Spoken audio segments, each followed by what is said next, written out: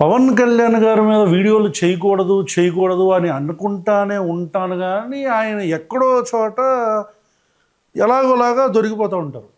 Seriously అంటే ఎందుకంటే public issues చాలా ఉంటాయి. మేము కూడా కైకలూరు ఇష్యూ లేకపోతే యూనో పిఠాపురమో లేకపోతే ఇటువైపు కరేడో ఇట్లాంటి ఇష్యూస్ పికప్ చేస్తూ ఉన్నా సరే ఈ నా అభిమాన నటుడు అలా కనపడంగానే ఏదో ఒకటి మనకు దొరుకుతూ ఉంటుంది. ఇప్పుడు ఎందుకు మాట్లాడుతున్నాను, ఉప్పాడ ఆయన వెళ్ళారు కదా కాకినాడ దగ్గర, మంచిది. వెళ్ళి నాకు కొద్దిగా టైం ఏంటి అన్నారు. మరి ఎన్నిసార్లు టైం అడుగుతారు, ఇదంతా కూడా మళ్ళీ మనం తర్వాత మాట్లాడుకుందాం దాని గురించి. ఆ టైమింగ్ ఏంటి, దాని పరిస్థితి ఏంటి అనేది. రైట్. ఇక దాన్ని పక్కన పెడితే పవన్ కళ్యాణ్ అనే వ్యక్తికి ఒక మంచి డైలాగ్ ఉంది గబ్బర్ సింగ్ అనే మూవీలో. దాంట్లో ఏమంటాడంటే ఆయన, నేను ట్రెండ్ ఫాలో అవను, ట్రెండ్ సెట్ చేస్తా. అంటే నేను ఎవరిని ఫాలో అవ్వను, నేనే ట్రెండ్ సెట్ చేస్తానని చెప్తాడు ఆయన కదా. ఇప్పుడు దానికి మీకు కొన్ని ఉదాహరణలు చెప్తా. పవన్ కళ్యాణ్ అనే వ్యక్తి చంద్రబాబు నాయుడు గారు ఏది చెప్తే అది ఇమ్మీడియట్గా చేయటానికి సిద్ధపడిపోయి ఆయన అదే చేస్తారు అనేది బయట నానుడి విశ్లేషకులు చెప్తా ఉన్నారు, చాలామంది జర్నలిస్టులు చెప్తా ఉన్నారు. నేను అడిగా, అర్రే అలా అంటారు మీరు, నా అభిమాన నటుడిని ఆయన ట్రెండ్ ఫాలో అవ్వడు సెట్ చేస్తాడు అని చెప్పినా సరే, లేదు అట్లా కాదు, నీకు తెలవదురా రావణ్, కావాలంటే ఎగ్జాంపుల్స్ చెప్తామని చెప్పారు. ఆ ఎగ్జాంపుల్స్ ఏంటో నేను మీకు వరుసగా చెప్పనా, నేను చెప్తాను చూడండి. ఈయన యాక్చువల్లీ పవన్ కళ్యాణ్ అనే వ్యక్తి, ఆయన ఒక టీం ఉండి ఆయన అన్న ఎక్కడ సమస్య ఉంది ఇటు వెళ్ళండి అని చెప్తారనే ఆలోచన అయితే నాకు లేదు. కానీ ఏదైతే మనకి తెలుగుదేశం పార్టీ నుంచి లెటర్ వస్తుందో స్క్రిప్టు, ఆ స్క్రిప్ట్ని యాజ్ ఇట్ ఈజ్గా ఆయన ఫాలో అయిపోతాడని నా ఉద్దేశం అని మీరు అనుకుంటే తప్పు. నా ఉద్దేశం కాదు, అది అందరూ అనుకుంటున్నారు. వాళ్ళ ఉద్దేశం నేను మీకు చెప్తున్నా. అరే ఒకటి. ఇక రెండోది, ఇప్పుడు నేను మీకు ఒక అద్భుతమైన నేను మీకు కొన్ని విషయాలు చెప్తాను, మీకు డింగు మన జ్ఞానబలం వెలిగిపోద్ది. నీకు ఇప్పుడు చాలా సింపుల్ విషయం చెప్తానమాట, అది వినగానే డింగు మన జ్ఞానబలం వెలిగిపోద్ది నీకు. ఆ తర్వాత నేను ఎవడ ఆపలేడు నాన్న. చూడండి మీరు, ఇప్పుడు పవన్ కళ్యాణ్ అనే వ్యక్తి ఎప్పటి నుంచి కాదు, 2014 నుంచి కూడా జగన్మోహన్ రెడ్డి ఏది చేస్తే దాని వెనకమాలే వెంటనే ఇమ్మీడియట్గా ఐదర్ ఆ బాధితుల్ని కలవటమో లేదా దాన్ని డైవర్ట్ చేయటానికి అదే రోజు ఇంకో ప్లేస్లో సభ పెట్టడమో లేదా దాన్ని ఆ యొక్క శాంటిటీని తగ్గించే ప్రాసెస్లో భాగంగా ఏనే ముందే వెళ్ళిపోయి నేనే దీన్ని క్వశ్చన్ చేసేస్తున్నానని ఆ క్రెడిట్ని దొబ్బేసే ప్రాసెస్లో భాగంగాను, మొత్తానికి కారణం ఏదైనా సరే జగన్మోహన్ రెడ్డి గారు ఏదైనా తలపెడితే చాలు, అది పాదయాత్ర అవనండి, బాధితుల్ని కలవటం అవనండి, ఇంక ఏదైనా అవనండి, ఈయన తుర్రుమున వెనకమాలో ముందో వెళ్ళిపోయి అమాంతం మీద పడిపోతూ ఉంటాడు అనమాట ఆ పర్టికులర్ సమస్యల మీద. మనం ఏమనుకుంటాం, అర్రే ఎంత మంచి నాయకుడు అయినా అన్ని సమస్యల మీద వెళ్ళిపోతాడు. కాదు, జగన్మోహన్ రెడ్డి ఎక్కడెక్కడికి వెళ్తాడో దానికి. ఇంక మిమ్మల్ని ఎక్కువ ఇబ్బంది పెట్టదలుచుకోవట్లేదు, నేను మీకు చెప్తాను చూడండి, ఎక్కువ మాట్లాడేసా ఎప్పటికీ. ఇప్పుడు నేను 2015 March 3 యాక్చువల్గా ఈ డేటా నాకు ఒక జర్నలిస్ట్ ఇచ్చారు. ఆయన దగ్గర నుంచి నేను తీసుకొని నేను మాట్లాడటం జరుగుతుంది. రైట్. ఇది 2015 and this was fact check. ఇది ఫ్యాక్ట్ చెక్ కూడా చేశాము. మీరు కావాలంటే మీరు కూడా వెళ్ళి ఎక్కడైనా ఆన్లైన్ సోర్సెస్లో చెక్ చేయండి. నేను ఇప్పుడు చెప్తున్న డేటా ఉంటుంది. 2015, ఈరోజు టైం మిషన్ లేదు, నార్మల్గానే చెప్తా. ఓకే. 2015 March 3 తాడేపల్లిలో జగన్మోహన్ రెడ్డి గారు అప్పుడు ప్రతిపక్షంలో ఉన్నారు. ఆయన తాడేపల్లి రాజధాని ప్రాంతం తుళ్ళూరు, తాడేపల్లి ఈ ప్రాంతాల్లోకి వెళ్ళి అమరావతిలో భూములని సేకరించటం దయచేసి మీరు ఆపండి, ఇంత భారీ మొత్తంలో భూములు తీసుకోవద్దని చెప్పని అక్కడ ఉన్న తుళ్ళూరు తాడేపల్లి ప్రాంతంలో ఉండే రైతుల్ని కలవటానికి వెళ్ళారు. ఎప్పుడు ఇది 2015 March 3. ఇప్పుడు మన ట్రెండ్ ఫాలో అవ్వను, ట్రెండ్ సెట్ చేస్తాననే నా అభిమానం నటుడు ఉప ముఖ్యమంత్రి March 3 జగన్మోహన్ రెడ్డి వెళ్ళాడుగా. March 5 ఈయన తుళ్ళూరుకి వెళ్ళిపోతాడు. తుళ్ళూరుకి వెళ్ళి ఒక బహిరంగ సభ పెట్టేసి ప్రభుత్వాన్ని క్వశ్చన్ చేస్తూ ఇంత భారీ మొత్తంలో ఇట్లా తీసుకోవటం కరెక్ట్ కాదు, కాబట్టి నేను దీన్ని అంటే మీకు ఓటు వేపించాను 2014లో నేను దగ్గరుండి, కాబట్టి నేను ఇలాంటివి జరిగితే మాత్రం ఖచ్చితంగా ఊరుకోనని ఆయన చెప్పాడు. ఎప్పుడు జగన్మోహన్ రెడ్డి వెళ్ళింది కరెక్ట్గా 2 రోజులకి. అప్పుడు కూటమి ప్రభుత్వం, అప్పుడు కూడా ప్రభుత్వం కూటమిదే, Bharatiya Janata Party, Pawan Kalyan, Janasena as well as Telugu Desam Party కలిసి పోటీ చేశారు అప్పుడు కూడా. అప్పుడు వీళ్ళు ఏం చేశారు, ఒకటి చంద్రబాబు నాయుడు గారు ఆ డెసిషన్ని వెనక్కి తీసుకుంటున్నాము లేకపోతే ఆపుతున్నామని చెప్పారు. ఆ తర్వాత మళ్ళీ లాగేసుకున్నారు, అది వేరే విషయం. అప్పుడు చూసారా పవన్ కళ్యాణ్ వెళ్ళాడు ఆగిపోయింది అని అన్నమాట. అర్థమైందా కలరింగ్? సో దీనితో పాటు ఆగస్టు 26లో కూడా సేమ్ ఇలాంటి సంఘటనే జరిగింది 2015లో. జగన్మోహన్ రెడ్డి గారు అగ్రిగోల్డ్ బాధితుల్ని ఆయన పరామర్శించడం జరిగి అక్కడికి వెళ్ళి అగ్రిగోల్డ్ బాధితుల దగ్గరికి వెళ్ళి ఈయన పరామర్శించి వాళ్ళకి దాదాపు 1180 కోట్లు, నేను అధికారంలోకి ఒకవేళ వస్తే March 23, 2017, సో 1180 కోట్లు నేను అధికారంలోకి వస్తే మీకు శాంక్షన్ చేయటమే కాకుండా, ఎందుకంటే 14 లక్షల మంది బెనిఫిషరీస్ ఉన్నారు, దాంతోపాటు ఈ అగ్రిగోల్డ్ స్కామ్ గురించి కొంతమంది ఆత్మహత్యలు చేసుకున్న వాళ్ళు ఉన్నారు.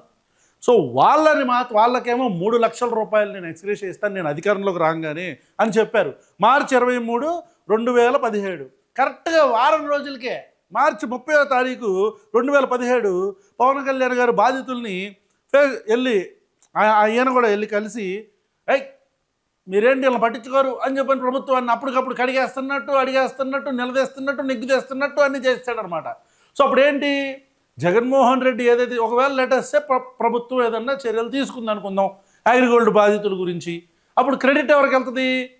మా అన్నెళ్ళాడు, ఇక మన కూలీలు మామూలు కాదు కదా, జెండా కూలీలు, అబ్బో మా అన్నెళ్ళాడు, ఆహా మా అన్నెళ్ళాడు, ఓహో మా అన్నెళ్ళాడు అని మామూలు కొట్టేస్తారనమాట. ఇది దీని తర్వాత అదే సంవత్సరం 2017 చూసారా ట్రెండ్ ఎట్లా సెట్ చేస్తున్నాడు అన్న, మామూలు ట్రెండ్ సెట్టర్ కాదు. 2017 మే జగన్మోహన్ రెడ్డి గారు ఒక రైతు దీక్ష చేశారు. ఏంటి జగన్మోహన్ రెడ్డి గారు రైతు దీక్ష చేశారు 2017 మే 1, 2 తారీఖులు అనుకుంటా, correct me if I'm wrong.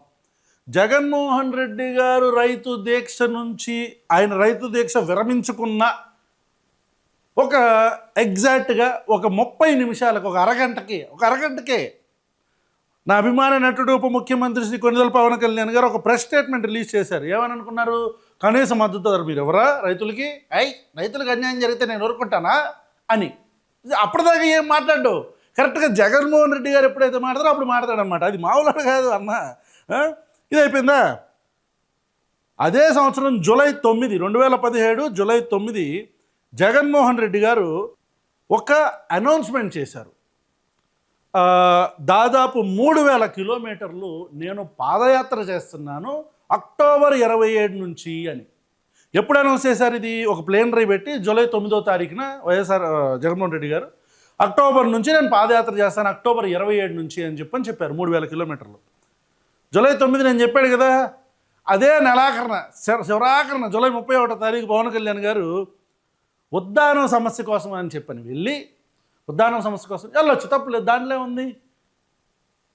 కరెక్ట్గా అక్టోబర్ నెల నుంచే నేను పూర్తి స్థాయి రాజకీయాల్లోకి వస్తున్నాను ఉద్దానం సమస్యకి వెళ్ళి జగన్మోహన్ రెడ్డి ఏం చెప్పాడు? అక్టోబర్ 27 నుంచి పాదయాత్ర అన్నాడు కదా. ఈయన కూడా అక్టోబర్ నుంచే నేను కూడా పూర్తి స్థాయి రాజకీయాల్లోకి వచ్చేస్తున్నాను. సో ఎప్పటి నుంచి నేను ఫుల్ టైం పొలిటీషియన్గా పోరాట యాత్ర మొదలు పెడుతున్నాను. సో జగన్మోహన్ రెడ్డి పాదయాత్ర అనగానే పవన్ కళ్యాణ్ పోరాట యాత్ర మొదలు పెట్టేస్తాడనమాట. అర్థమైందా? ఇక్కడ ఎందుకు ఈ విషయం మాట్లాడుతున్నానంటే ఈయన ఏ రోజైతే పోరాట యాత్ర మొదలు పెడతానని చెప్పాడో అప్పటికి చాలా సినిమాలు ఒప్పుకొని ఉన్నాడు ఈయన.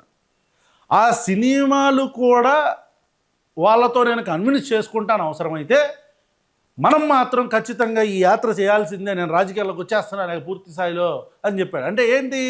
దిస్ వాజ్ నాట్ ప్రీప్లాన్డ్ అయితే సినిమాలన్నీ ఎందుకు ఒప్పుకోడు కదా, కరెక్ట్. సో ప్రీప్లాన్డ్ కాదు. మరి ప్లాన్ ఎప్పుడు వచ్చింది? జగన్మోహన్ రెడ్డి ఎప్పుడు అనౌన్స్ అయితే అప్పుడు వచ్చింది. అది అట్లా ట్రెండ్ సెట్ చేస్తాం అనమాట మనం. ఇది అయిపోయిందా? దీని తర్వాత డిసెంబర్ 2, 2017 వైసీపీ పోలవరాన్ని విజిట్ చేస్తున్నాం మేము ఒక 5 రోజుల్లో, అంటే డిసెంబర్ 7వ తారీఖు, డిసెంబర్ మొదటి వారాంతంలో మేము పోలవరాన్ని విజిట్ చేస్తున్నామని డిసెంబర్ 2వ తారీఖున అనౌన్స్ చేసింది వైఎస్ఆర్సీపీ. పవన్ కళ్యాణ్ డిసెంబర్ 5వ తారీఖు, ఈయన డిసెంబర్ 7 వెళ్తా అన్నాడుగా, ఈయనేం చేశాడు? ఈ జగన్మోహన్ రెడ్డి అనౌన్స్ చేసింది 2వ తారీఖు. కరెక్ట్గా 3 రోజుల తర్వాత పవన్ కళ్యాణ్ నిద్రలేచి నేను కూడా పోలవరం వెళ్తాను అదే రోజు డిసెంబర్ 7th వెళ్తానని చెప్పని అనౌన్స్ చేస్తాడు. జగన్మోహన్ రెడ్డి వెళ్తానన్న సేమ్ డేనే చూసారా ట్రెండ్ ఫాలో అవ్వడన్న సెట్ చేస్తాడు, మామూలుడు కాదు. ఇది అయిపోయిందా? అవలా ఇంకా అరాచకం చెప్తా. నవంబర్ 10 ఫాతిమా కాలేజ్ స్టూడెంట్లు, ఈయన అక్టోబర్ నుంచి పాదయాత్ర మొదలుపెట్టారు కదా. సో ఈయన పాదయాత్ర మొదలుపెట్టి వెళ్తుండగా జగన్మోహన్ రెడ్డి గారిని ఫాతిమా కాలేజ్ స్టూడెంట్స్ వచ్చి కలిశారు. మీ అందరికీ ఫాతిమా కాలేజ్ ఇష్యూ మీ అందరికీ తెలిసిందే, right? So Fatima college students వచ్చి జగన్మోహన్ రెడ్డి గారిని కలిస్తే జగన్మోహన్ రెడ్డి గారు ఏం చేశారంటే కేంద్ర ప్రభుత్వానికి ఒక లేఖ రాశారు. రాసి మీరు ఇంటర్వ్యూని అవ్వండి దీంట్లో దయచేసి అని చెప్పడమే కాకుండా ఆయన సొంత రాజ్యసభ ఎంపీలందరినీ కూడా రాజ్యసభలో మాట్లాడమని చెప్తే వాళ్ళు మాట్లాడారు. ఫాతిమా కాలేజ్ గురించి రాజ్యసభలో మాట్లాడారు జగన్మోహన్ రెడ్డి గారు చెప్తే. సో ఇది జరిగింది ఏంటి. ఇప్పుడు వస్తాడు మా అన్న. డిసెంబర్ 7 పవన్ కళ్యాణ్ గారు ఏం చేశారనుకున్నారు? ఫాతిమా కాలేజ్ ఆయన దగ్గర పిలిపించుకున్నాడు. ఆయన దగ్గర పిలిపించుకొని ఎవరిని ప్రభుత్వాన్ని ఓరక అట్లా తమలపాకుతో కొట్టి జగన్మోహన్ రెడ్డి గారిని అని చడామడా తిట్టేసి మామూలు వాడు కాదు నేను అయిపోయిందని చెప్పి మిమ్మల్ని మీ అంత చూస్తా, తొక్క తీస్తా, కింద కూర్చోబెడతా, ఇలాంటి మాటలన్నీ మాట్లాడేసి వెళ్ళిపోయారు. ఇక 2018 మే 13 ఈ డేట్ బాగా గుర్తుపెట్టుకోండి. పవన్ కళ్యాణ్ గారికి కాస్ట్ ఫీలింగ్ లేదు, మీ అందరూ తెలిసిందేగా. పవన్ కళ్యాణ్ గారికి అసలు కాస్ట్ ఫీలింగ్ లేదు. ఆయనకి అసలు కాపులన్నా, బలిజులన్నా, సెట్టి బలిజులన్నా, ఒంటరులన్నా, తూర్పు కాపులు ఎవరంటే అసలు ఆయనకి ఎలాంటిది లేదు. ఆయన పాపం రెల్లి కులస్తాడని చెప్పుకుంటారు, అది వేరే విషయంలే. గోదావరి జిల్లాల్లో కాపు ఓట్లని కన్సాలిడేట్ చేయటం అయినా, గోదావరి జిల్లాల్లో కాపులు దూరం అయిపోతారన్న ఆలోచన ఉన్న పవన్ కళ్యాణ్ గారు అస్సలు నిద్ర పట్టదు ఆయనకి అని చెప్పని విశ్వసనీయ వర్గాలు, విశ్లేషకులు, జర్నలిస్టులు అందరూ చెప్పుకుంటూ ఉంటారు. ఇది ఎందుకు చెప్తున్నానంటే నేను ఇందాక చెప్పిండే 2018 మే 13వ తారీఖు జగన్మోహన్ రెడ్డి గారి పాదయాత్ర కృష్ణా జిల్లా దాటి గోదావరి జిల్లాల్లోకి వెళ్ళింది. గోదావరి జిల్లాల్లోకి వెళ్తుంది. వెంటనే 2018 మే 20 మే 13 వెళ్తున్నాడు కదేనా, ఒక వారం రోజుల గ్యాప్లో మే 20 పోరాట యాత్ర ఇచ్చాపురం నుంచి అనౌన్స్ చేసేసాడు. పోరాట యాత్ర ఇచ్చాపురం నుంచి అనౌన్స్ చేసేసి ఎక్కడి నుంచి కాదు అప్పుడు అనౌన్స్ చేశాడు, అది అయిపోయింది. ఆ తర్వాత మళ్ళీ పోరాట యాత్ర మొదలుపెట్టి ఇప్పటి నుంచి మళ్ళీ 175 నియోజకవర్గాలు తిరిగేస్తా అని చెప్పని జగన్మోహన్ రెడ్డి గారు ఈ గోదావరి జిల్లాలో వెళ్తుంటే అక్కడ కొంచెం ఇక్కడ కొంచెం మొత్తం అంతా. అంటే ఇప్పుడు మనకి ఈరోజు మన 2 రోజుల క్రితం ఏదైతే జరిగిందో కాకినాడ ఉప్పాడ దగ్గర సేమ్ రైట్ ఇట్లాగనమాట చేసి మొత్తం 175 నియోజకవర్గాలు తిరుగుతారని చెప్తే జగన్మోహన్ రెడ్డి గారు అరాచకం చూడండి. జగన్మోహన్ రెడ్డి అనే వ్యక్తి గోదావరి జిల్లాలో ఉన్నంతకాలం అక్కడక్కడ ఆటలాడుకున్నాడు. అయిపోయిన తర్వాత జనవరి 9వ తారీఖు పాదయాత్ర క్లోజ్ అయిపోయింది జగన్మోహన్ రెడ్డి గారిది. అవగానే జనవరి 7వ తారీఖు 2 రోజుల ముందే పోరాట యాత్ర ఆపేశాడు అన్న. ఆపేయడానికి కారణం కూడా ఇదేమో స్కెడ్యూల్, జగన్మోహన్ రెడ్డి గారిదో స్కెడ్యూల్, ఈయనదేమో అసలు అన్ఎక్స్పెక్టెడ్గా ఆపేశాడు. ఇక్కడ మీరు అందరూ అర్థం చేసుకోవాల్సింది, నేను జగన్మోహన్ రెడ్డి గారిని ఏమి భుజాల మీద ముయ్యట్లేదు, పవన్ కళ్యాణ్ ఏమి కావాలని విమర్శించట్లేదు. ఇది జరిగిన వాస్తవం. ఏ వ్యక్తి అయితే ట్రెండ్ ఫాలో అవ్వను సెట్ చేస్తానని చెప్తాడో సినిమాల్లో, నిజ జీవితంలోకి వచ్చేసరికి మాత్రం వేరే వాళ్ళని ఫాలో అవుతాడా లేదా కొంతమంది వాదన ఏంటంటే, కొంతమంది విశ్లేషకుల వాదన ఏంటంటే లేదు పవన్ కళ్యాణ్ గారికి అంత పెద్ద టీం ఎక్కడ ఉంది, అంత ఏమంటారు పకడ్బందీగా ప్లాన్ చేసి మొత్తం సరంజామా అంతా సెట్ చేసి తీసుకొని వెళ్ళి ఆయన్ని అదిగోండి అటు వెళ్తున్నాడు అయినా, ఇదిగోండి ఈ ఇష్యూల మీద కూర్చున్నాడు జగన్మోహన్ రెడ్డి కాబట్టి మనం ఇలా చేయాలని చెప్పని అంత సినిమా లేదండి. అక్కడ చంద్రబాబు నాయుడు గారు ఏది చెప్తే అదే కరెక్ట్గా డైల్యూట్ అయిపోవాలా అంటే ప్రతిపక్షం లేకుండా నేనే ప్రతిపక్షంలాగా మాట్లాడేస్తాను. ఇప్పుడు ఏదైతే అక్కడికి వెళ్ళి ఉప్పాడ దగ్గరికి వెళ్ళి మాడేశాడో సేమ్ ఎందుకు నర్సీపట్నంకి జగన్మోహన్ రెడ్డి వస్తున్నాడు. సో మీడియా ఛానళ్ళన్నీ నర్సీపట్నం వైపు తిరుగుతాయి. అప్పుడు ఏం చేయాలా? అప్పుడు నేను రావాలా, నేను వచ్చి అక్కడ ఉప్పాడలో నుంచోగానే మీడియా ఛానల్ అటు ఇటు కవర్ అవుతాయి కదా. సో ఫుల్ ఫ్లెడ్జ్డ్గా అసలు నర్సీపట్నం ప్రోగ్రామ్ కవర్ అవ్వదు. అర్థమైందా?